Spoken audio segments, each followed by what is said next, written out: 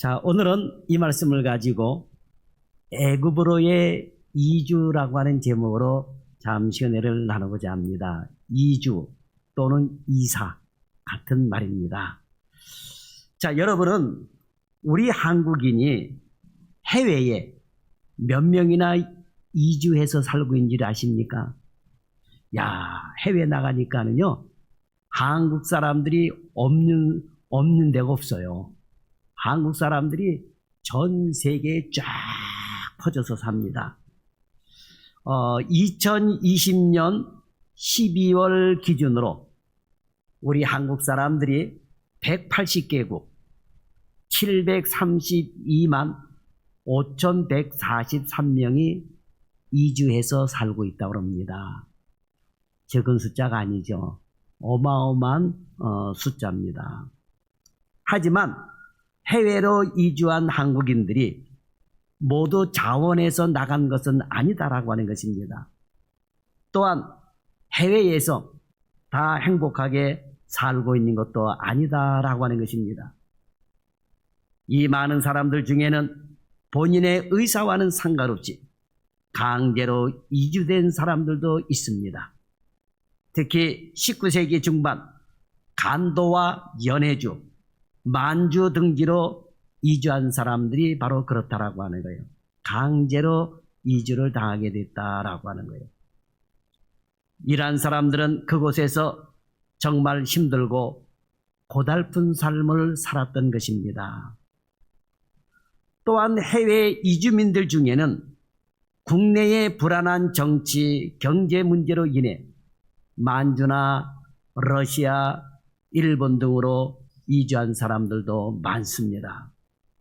한일 합방 이후 해방 직전까지 한반도 전체 인구의 6분의 1에 해당하는 400만 명이나 되는 사람들이 러시아, 만주, 일본 등지로 이주해서 살았다라고 하는 것입니다.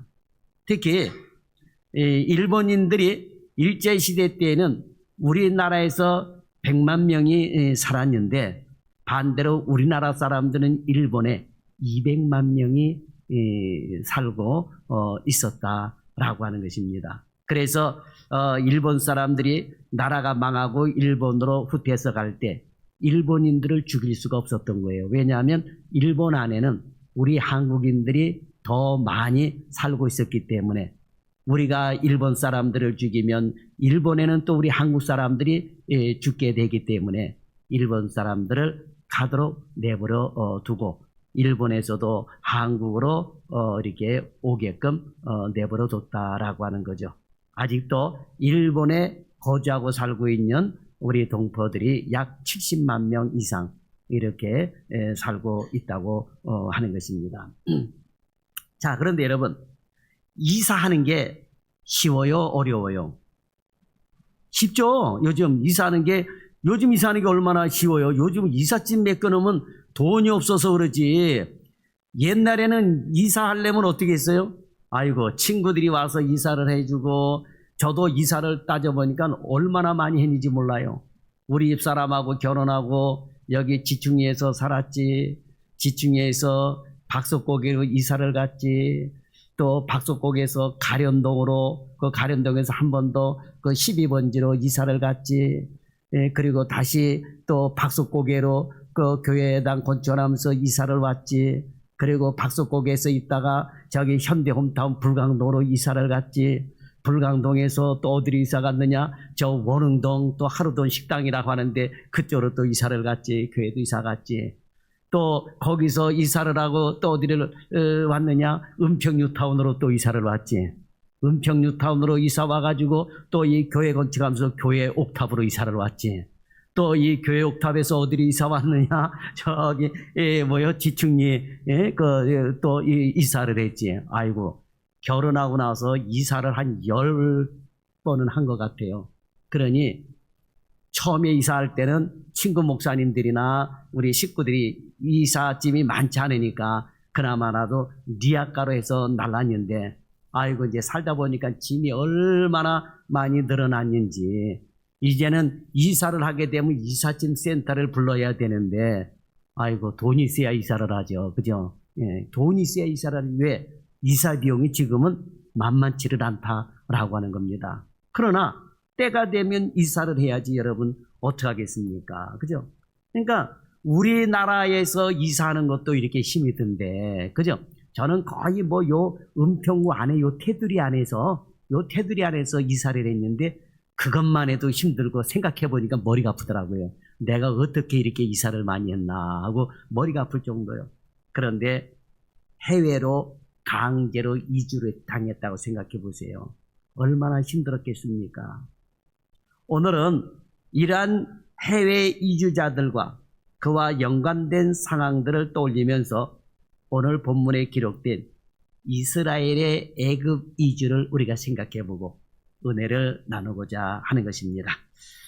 말씀을 통해 하나님의 귀한 손길을 깨달을 수 있는 여러분들이 되기를 주의 이름으로 축원합니다.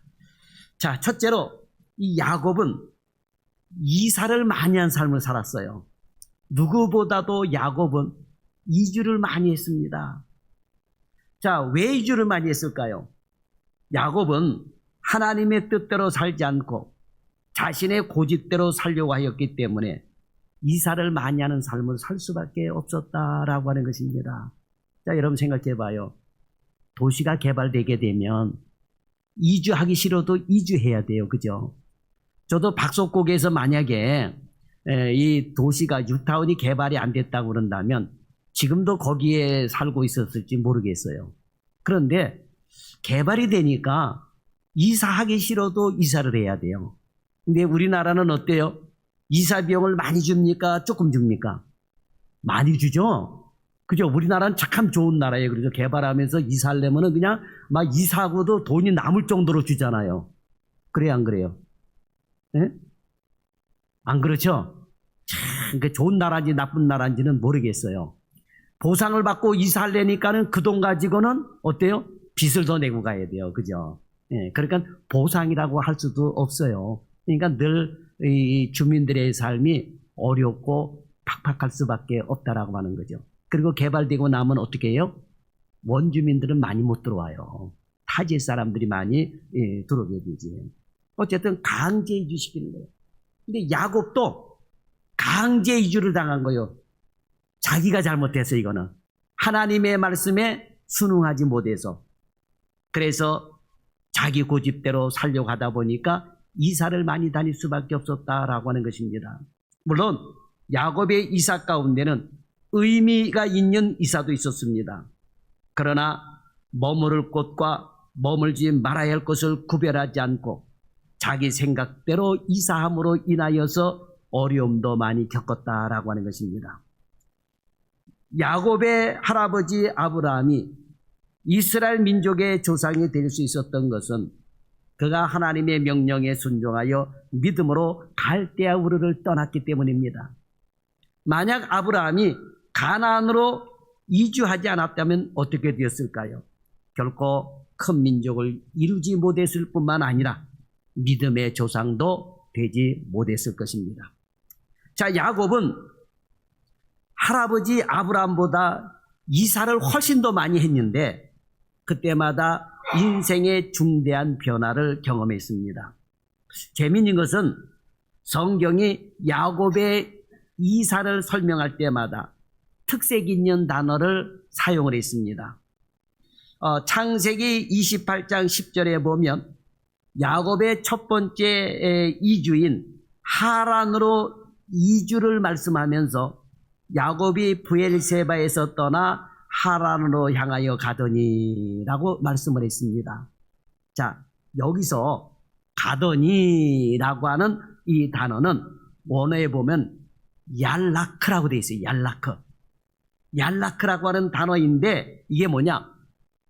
걸어가는 건데 뛰어가듯이 걸어가는 거예요. 달려가듯이 달려가는 거예요.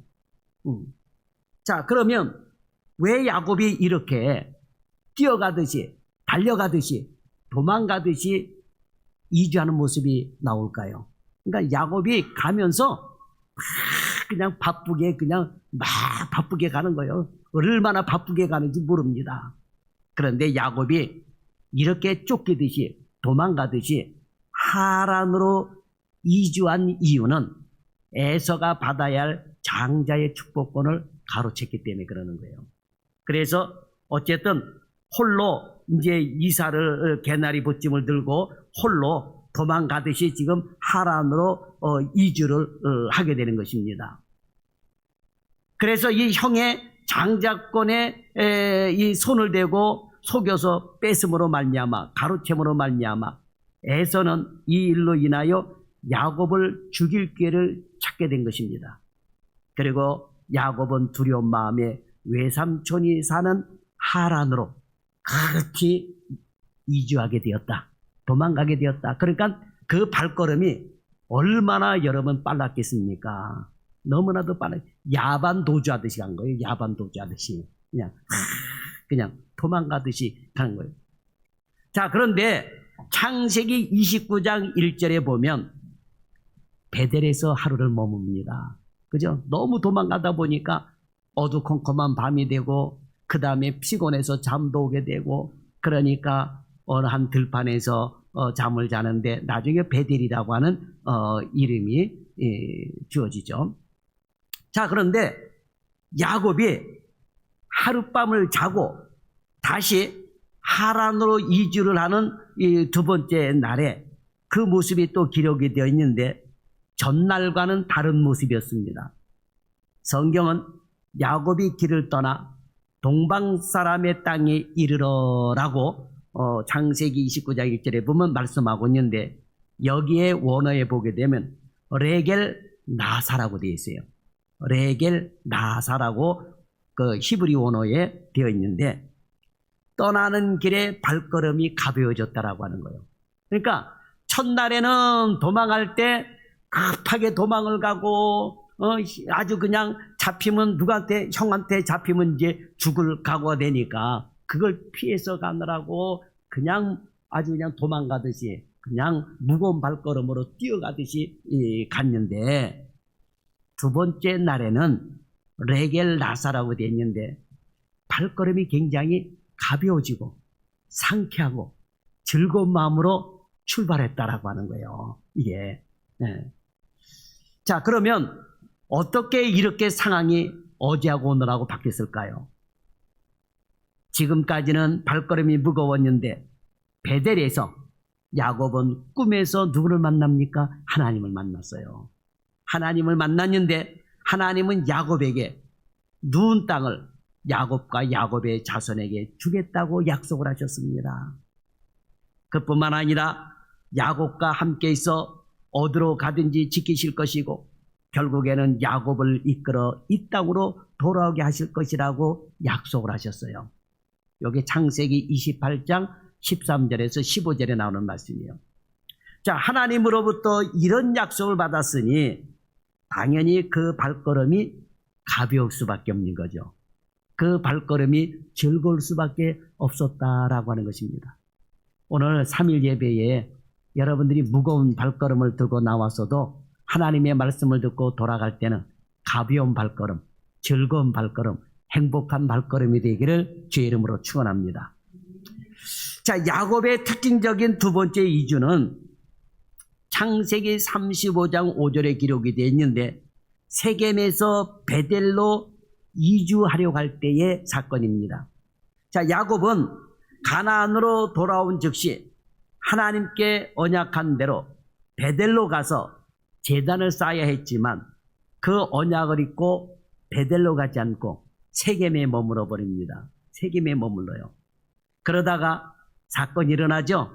딸 디나가 세겜성 추장에게 강간을 당하는 사건이 발생이 되고 이로 인해 그 아들들이 세겜성 남자들을 죽이는 참혹한 일을 벌였던 겁니다. 야곱은 주변 족속들의 공격을 받을까 두려워했습니다. 그때서야 베델에서의 꿈과 언약을 기억하고 베델로 올라가기를 결심을 합니다.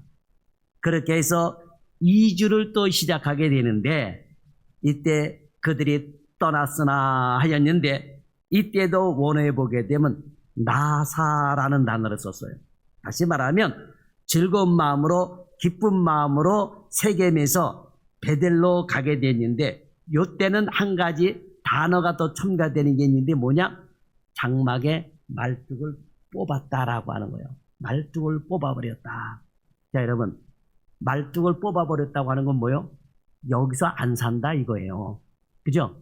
여기서 안 살고 나는 다른 데 가서 산다. 그러니까 이 세겜에서의 있었던 사건으로 인해서 말뚝을 뽑아서 이사를 하게 되는 그런 사건이 있었다라고 하는 거예요. 그러니까 이 단어는 전형적인 이주를 묘사하는 말로서 야곱의 결연한 의지를 잘 나타내고 있는 것입니다. 야곱은 이후에도 베델에서 에브라스로, 에브라스에서 에델로, 에델에서 기럇 아르바로, 곧 헤브론으로 이주를 합니다. 이사를 많이 하며 산 사람이요. 그리고 이제 또 하나님의 뜻 가운데 헤브론 생활을 마치고 애굽으로 또 이주를 하게 되었다라고 하는 것입니다. 애굽으로 이주하는 건 하나님의 뜻이기 때문에 가게 되는 거죠. 그래서 또 애굽으로 이주를 할 준비를 하게 되었다라고 합니다. 자, 두 번째로 야곱은 이주를 하면서 두렵고 떨리는 마음으로 헤브론을 떠났다라고 하는 겁니다. 요 헤브론에는 막벨라 굴이 있어가지고 아버지 이삭도 잠들어 있고 할아버지 그 아브라함도 그리고 할머니 레아도 나중에 레아가 여기 또 이제 잠들게 되죠. 이러면서 어쨌든 그 할아버지가 잠들어 있는 이 막벨라 굴 헤브론을 떠나게 됩니다. 떠날 수밖에 없는 상황이 된 거예요, 지금. 그런데 떠나면서 또 두려운 마음을 갖게 된 거예요. 내가 여기를 또 떠나게 생기는구나. 두려운 마음을 가질 수밖에 없었다라고 하는 거죠. 자, 본문 1절에 보면 이스라엘이 모든 소리 이끌고 떠나 브엘세바에 이르러 그의 아버지 이삭의 하나님께 희생 제사를 드리더니라고 말씀했습니다. 성경이 야곱을 이스라엘로 표기한 것은 애굽 이주가 단지 개인적인 일이 아니라 하나님의 뜻을 따라 형성될 언약 백성의 대표자로서 이주하는 것이기 때문에 이스라엘은 지금까지 살던 헤브론을 떠나 약속의 장소인 브엘세바에서 희생의 제사를 드리고 애굽으로 이주하게 된 것입니다. 그래서 야곱이 떠났다라고 되어 있지 않고 본문 1절에 보면 이스라엘이 이렇게 기록이 되어 있는 거예요. 그러니까 야곱 개인이 아니고 하나님의 뜻에 따라서 이스라엘을 대표하는 자이기 때문에 이스라엘이 이렇게 표시를 하고 있는 것입니다. 그러면서 애굽으로 이주를 준비하게 됩니다. 자, 본문 26절과 27절이 밝히는 것처럼 야곱이 이끄는 모든 소유는 야곱 자신과 요셉을 제외한 66명, 아주 매우 적은 수입니다. 하지만 그 적은 무리는 하나님의 도우심과 역사심 가운데에 큰 민족을 이루게 될 것이다 라고 하는 것입니다. 오늘 하나님을 믿는 저와 여러분도 시작의 삶은 미약할지라도 우리의 후손은 창대케 될 줄 믿습니다. 이러한 사실을 여러분 믿으시길 바랍니다. 자, 애굽으로 들어가는 66명의 가족들이 큰 민족을 이루게 될 줄 누가 알았겠습니까? 나중에 출애굽을 할 때에 여러분 장정만, 지금 본문에는 가족들 모두 남자 여자 자녀들까지 해서 66명이 기록이 되어 있는데 출애굽을 할 때는 남자만 60만 명이었다라고 하는 거죠. 장정만. 다시 말하면 20세 이상 60세 이하 장정만 아주 60만 명이었다라고 하는 거예요. 그 숫자에 이제 비교하면 저는 60만 명 숫자에 못 들어가요. 왜? 이제는 60세가 훨씬 넘었기 때문에 그 옛날에는 나 같은 사람은 숫자에 넣어주지도 않아요. 전쟁에 나가서 싸울 수 있는 사람만 계수를 했다라고 하는 거죠. 자, 어쨌든 하나님께서 야곱에게 큰 민족을 이루시게 한 것처럼 오늘 저와 여러분의 삶에도 하나님의 능력으로 큰 민족을 이룰 수 있는 그런 가문들이 되기를 예수님의 이름으로 축원합니다. 자, 그런데 1절에 보게 되면, 원어에 보게 되면 여기서도 야곱이 이주를 전하면서 나사라고 하는 동사를 사용했습니다. 개역 성경에는 발행하다라고 되어 있는데, 지금 성경은 그냥 떠나라고 표현하고 있는데, 똑같은 원어에 보게 되면 나사예요, 나사. 그러니까 어떻게 번역하느냐에 따라서 발행했다, 떠났다, 뭐 이렇게 번역이 되겠죠. 그러니까 이 단어도 마찬가지로 세겜에서 베델로 이주할 때 사용된 단어인데, 장막의 말뚝을 뽑아버리고 떠났다라고 하는 거예요. 그러니까 장막 생활을 하는 사람이 장막 말뚝을 뽑는다는 말은 그곳에서의 생활을 모두 정리한다라고 하는 것을 의미하는 것입니다. 마치 세겜에서의 생활을 모두 정리하고 베델로 이주했던 것처럼 지금 야곱은 헤브론에서의 생활을 모두 정리하고 애굽으로 들어가고자 결심을 했다라고 하는 것입니다. 이때에 야곱의 마음이 어땠을까요? 그야말로 만감이 교차했을 것입니다. 한편으로는 죽었다고 생각했던 요셉을 볼 수 있다는 기대로 인해 기쁨이 가득했을 것입니다. 또한 애굽의 총리가 된 아들로 인해 애굽왕 바로가 정식으로 초청했으니 애굽에서의 삶이 기대가 될 수도 있었을 것입니다. 그리고 바로가 야곱을 초청하면서 무엇이라고 말했습니까? 내가 너희에게 애굽 땅 아름다운 것을 주리니 너희가 나라에 기름진 것을 먹으리라고 창세기 45장 18절에 보면 약속을 했습니다. 그것도 애굽 영토 중에서도 가장 비옥하고 수려한 곳에 주겠다니 적어도 야곱은 이사하면서 땅 걱정, 먹을 걱정은 하지 않아도 됐다라고 하는 것입니다. 저 여러분 생각해봐요. 어디 이사 가는데 땅 걱정, 먹을 걱정 하게 되면 이사할 수 있어요, 없어요? 못하죠, 여러분. 내가 여기서 부산까지 가려면 거기에 살 집이 있어야 되고, 그죠? 거기 직장이 있어야 되고, 그러니까 잠잘 것과 먹을 걱정이 없어야 이사도 기쁘게 하지. 잠잘 것도 없고 먹을 것도 없고 그러면 이사하는 게 쉬워요, 안 쉬워요? 절대로 안 쉽죠, 여러분. 쉽지가 않아요. 저도 이사할 때마다, 우리 사람하고 이사할 때마다 얼마나 골치가 아프는지, 제가 늘 이제 골치 아픈 것 중에 하나가 이사를 하면 박스 주스러 다녔어요. 박스를 갖다 막 그냥, 왜냐하면 책을 싸야 되고 그릇도 싸야 되고 하는데, 그 당시에는 목사가 읽을 수 있는 게 이제 책밖에 없는, 이렇게 책이 오래되다 보니까 말이 부스러지게 되고 막 이렇게 되더라고요. 근데 그 박스에다 책 담아갖고 이사를 했는데, 이삿짐 나르는 사람이 아주 죽겠다 그러더라고요. 목사가 이사하려면은 이 책 때문에 아주 이사하는 게 너무 힘들다고. 그럼 우리는 박스 구하러 다니는 거예요. 그것도 박스.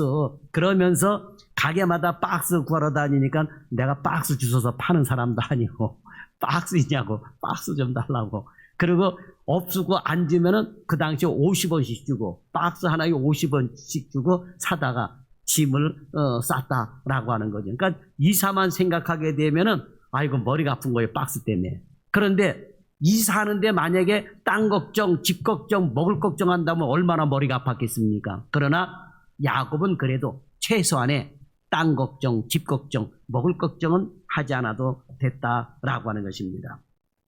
그러니까 먹을 걱정을 하지 않을 정도가 아니라 바로가 야곱의 이주에 아주 세심하게 배려한 것을 보면 애굽에서의 풍요로운 생활은 보장되어 있었습니다. 바로는 애굽으로 이주하는 동안 노인과 여자와 자녀들이 힘들지 않도록 수레를 내주었습니다. 그리고 너희의 기구를 아끼지 말라. 온 애굽 땅에 좋은 것이 너희 것임이라면서 애굽 생활을 책임져 주겠다라고 하는 의사도 분명히 했습니다. 하지만 야곱은 이제 약속의 땅 가나안을 떠나 애굽으로 이주하는 것이 편하지만은 않았다라고 하는 거예요. 두려웠다라고 하는 거예요. 본래는 떠나면 안 되는 거였잖아요. 그러니까 떠나면 안 되는 곳인데 떠날 수밖에 없는데, 그러니 두려운 마음이 생긴 거예요. 그의 이러한 마음은 브엘세바에 이르러 하나님께 희생 제사를 드리는 가운데 드러났습니다. 야곱은 애굽으로 향하기 전에 브엘세바를 찾아가 하나님께 희생 제사를 드렸습니다. 자, 이 브엘세바가 어떤 곳입니까? 아브라함이 에셀나무를 심고 여호와의 이름을 부른 것이 브엘사백, 또한 이삭의 제단을 쌓아 여호와의 이름을 부른 것이 바로 브엘세바인 것입니다. 야곱은 지금 그곳에서 하나님을 찾으며 하나님의 뜻을 구하고 있는 것입니다. 바로 그날 밤 하나님은 이상 중에 꿈에 야곱에게 나타나셨습니다. 그리고 말씀해 주십니다. 애굽으로 내려가기를 두려워하지 말라. 자, 하나님은 야곱이 두려움 가운데 있다는 것을 잘 알고 계셨습니다. 그러면 야곱이 왜 두려워했을까요? 미지의 땅에서 전개될 새로운 생활에 대한 염려 때문에 두려웠을 것입니다. 하지만 보다 큰 이유는 아브라함이 애굽에서 큰 위험에 빠질 뻔한 일이 있었으며 이삭에게 애굽으로의 이주가 금지된 적이 있었습니다. 조부와 부친에게 애굽이 어떤 곳인지 잘 알고 있었던 야곱으로서는 모든 소유를 이끌고 애굽으로 이주한다는 것이 너무나 두려웠다라고 하는 거예요. 오늘 이러한 야곱의 모습이야말로 여러분 오늘 성숙한 그리스도인의 모습인 거예요. 자, 야곱은 아버지와 할아버지가 애굽으로 이주하려다가 얼마나 큰 어려움을 겪었는지 알았던 겁니다. 그러면 지금도 어쩔 수 없이 애굽으로 이주하게 되는데 하나님께서 꿈에 나타나서 알려주시지 않았다 그런다면 더 두려웠을 거예요. 그런데 하나님께서 그날 밤 꿈에 나타나셔서 애굽으로 가는 것을 두려워하지 마라 말씀을 하시면서 이주하게 되었다라고 하는 거예요. 자, 여러분, 야곱의 이 모습이 성숙한 그리스도인의 모습이다라고 하는 거예요. 자, 애굽으로 이제는 이주하는 것은 누가 보아도 아무런 문제가 될 것이 없는 상황이었습니다. 하지만 야곱은 단지 상황이 좋다는 것만으로 행동하려고 하지 않았다라고 하는 거예요. 야, 신난다. 애굽으로 가면은 이제 흉년에서 벗어날 수가 있고, 야, 이제 애굽으로 가면은 내 사랑하는 11번째 아들을 만날 수가 있고, 이러면서 그냥 덩실덩실 춤추면서 그냥 하나님께 기도하지 않고 무작정 떠나지 않았다라고 하는 거예요. 그러기 전에 하나님 앞에 먼저 제사를 지내고 하나님의 뜻을 구했다라고 하는 거예요. 그러자 그날 밤에 하나님은 애굽으로 이주하는 것을 두려워하지 마라라고 하는 성숙한 그리스도인의 모습이다라고 하는 거예요. 상황보다 자기 생각보다 하나님의 뜻을 알기를 원했고 그리고 하나님의 뜻대로 행동하기를 원했다라고 하는 것입니다. 이거야말로 성숙한 그리스도인이 추구해야 할 바른 신앙의 모습인 것입니다. 하나님의 뜻대로 산다고 하면서 정작 상황에 따라 움직이는 사람들이 얼마나 많습니까? 하나님의 뜻이 먼저라고 말하면서 정작 자기 생각을 우선하는 사람들이 얼마나 많습니까? 그래서 여러분, 가정에 좋은 일 생기게 되면요, 먼저 나와서 예배 드리고 기도하지는 않아요. 대다수의 사람들은 어때요? 그냥 예배 빼먹고 그냥 훌쩍 떠나버립니다. 예배는 다음에 드리면 되지. 그런데 그게 아니다라고 하는 거예요. 야곱도 마찬가지예요. 여러분, 훌쩍 떠나고 나서 애굽에 가가지고 제사 지내면 되지 뭐. 그죠? 그렇게 생각할 수도 있잖아요. 그죠? 오늘날 사람들 보세요. 놀러 가가지고 거기서 예배 드리면 되지. 이런 생각 가진 사람들이 얼마나 많습니까, 여러분? 그렇잖아요. 그런데 브엘세바에서 예배 드리는 거하고 애굽에 가서 예배 드리는 거하고는 근본적으로 다르다라고 하는 거예요. 내가 섬기는 교회에서 예배 드리는 거하고 어디 놀러 갔다가 시간 내서 마지못해서 예배 시간에 참석해서 예배 드리는 거하고는 근본적으로 다르다라고 하는 거예요. 하나님을 경외하는 마음이 근본적으로 다르다라고 하는 것입니다. 이제 저와 여러분도 야곱처럼 행동하기 전에 하나님의 뜻을 구하는 성도들이 될 수 있기를 바랍니다. 시간이 갈수록 영적으로 성숙해졌던 야곱처럼 저와 여러분도 더욱더 성숙해져가는 그런 성도들이 되기를 바랍니다. 그 다음에 마지막 세 번째로 야곱은 이제 믿음으로 나갔던 겁니다. 믿음으로 나갔어요. 자, 브엘세바에서 하나님께 제사를 드린 야곱은 그날 밤에 응답을 받았습니다. 하나님께서 이상 중에 나타나셔서 나는 하나님이라, 내 아버지 하나님이라고 자신을 소개하셨습니다. 나는 하나님이라. 원어에 보게 되면 그리고 내 아버지 하나님이니 엘로힘, 이게 엘로힘이라고 하는 명칭을 반복 사용하셨어요. 다시 말하면 이 말씀은 하나님은 전능하신 하나님이시라고 하는 것을 강조하고 있는 것입니다. 다시 말해서 하나님은 이 야곱에게 천지를 창조하시고 천지 만물을 그 뜻대로 움직이시는 전능하신 하나님으로 자신을 소개하고 있는 거예요. 그리고 두려운 마음을 품고 있는 야곱에게 애굽으로 내려가기를 두려워하지 말라 그러셨습니다. 내가 거기서 너로 큰 민족을 이루게 할 것이니 두려워하지 말아라 라고. 내가 너와 함께 애굽으로 내려가겠고 반드시 너를 인도하여 다시 올라올 것이니 두려워하지 말라라고 말씀하신 거예요. 요셉이 그 손으로 내 눈을 감길 것이니, 다시 말해서 평안한 가운데 죽을 것이니 염려하지 말고 내려가라고 하는 거예요. 하나님은 야곱의 모든 생각과 마음을 아시고 이같이 말씀하신 거예요. 자, 하나님께서 오늘 우리의 생각과 형편과 처지를 다 아신다는 사실을 믿으시 바랍니다. 나홈 1장 7절에 보게 되면 여호와는 선하시며 환난 날의 산성이시라. 그는 자기에게 피하는 자들을 아시느니라 하셨어요. 또한 예수님은 마태복음 6장 8절에서 그러므로 그들을 본받지 말라. 구하기 전에 너희에게 있어야 할 것을 하나님 너희 아버지께서 아시느니라 라고 말씀하셨어요. 사람들은 우리의 형편과 사정을 모르지만 하나님은 우리의 형편과 마음과 모든 생각을 알고 계시다라고 하는 것입니다. 그래서 상한 마음을 유래해 주시며 불안한 마음에 용기를 주시며 두려운 마음에 평안을 주시는 것입니다. 알아야 필요를 채워줄 수 있는데 아무리 가까운 사람이라도 나를 모를 때가 있습니다. 내가 밥을 굶는지 밥을 먹는지. 여러분, 특히 우리 한국 사람들은 과거에 그랬잖아요. 식사하셨습니까? 진지 드셨습니까? 그럼 뭐라 그래요? 안 먹었는데도 불구하고 뭐라 그래요? 먹었다 그러잖아요. 그죠? 숟가락 올려놓고 우리 같이 식사합시다 그러면 아이고 아니라고 한 번은 사양을 해야 돼요. 그죠? 밥 먹고 왔다고 괜찮다고 여러분 그러잖아요. 그러나 내가 굶고 왔는지 상대는 모르는 거잖아요. 여러분. 그죠? 과거에는 여러분 쌀밥 먹기가 얼마나 힘들었습니까? 그렇잖아요. 요즘은 건강식 때문에 쌀밥을 안 먹죠. 여러분. 그죠? 저도 건강 때문에 건강을 생각해서 쌀밥을 안 먹어요. 가급적이면 보리밥, 뭐 가급적이면 탄수화물을 안 먹으려고 그러는데, 그러나 과거에는 쌀밥 한 그릇 먹는 게 여러분 소원이었던 적이 있던 겁니다. 어쨌든 사람이 아무리 가까워도 친척들도 여러분 내 사정을 모르는 거예요. 그러나 하나님은 나의 모든 사정을 아신다라고 하는 것입니다. 야곱은 간밤에 일한 하나님의 사랑과 은혜를 입고 약속을 받았으니 야곱의 마음이 얼마나 즐거웠겠습니까? 뛸 듯이 기뻤을 것입니다. 그래서 오늘 본문 5절에 보면 야곱이 브엘세바에서 떠날새, 개역성경에는 브엘세바에서 발행하여, 그런데 요건 이제 떠날새라고 번역을 했는데 요때 원어에 보면 쿰이라고 하는 단어가 사용되어 있어요. 나사도 아니고 쿰이라고 사용되어 있는데 이 쿰이라는 단어는 자리를 박차고 일어났다라고 하는 거예요. 자리를 박차고 일어나서 아주 기쁘고 경쾌한 발걸음으로 브엘세바를 떠나서 애굽으로 이주하게 되었다라고 하는 것입니다. 쿰이라는 단어 썼어요.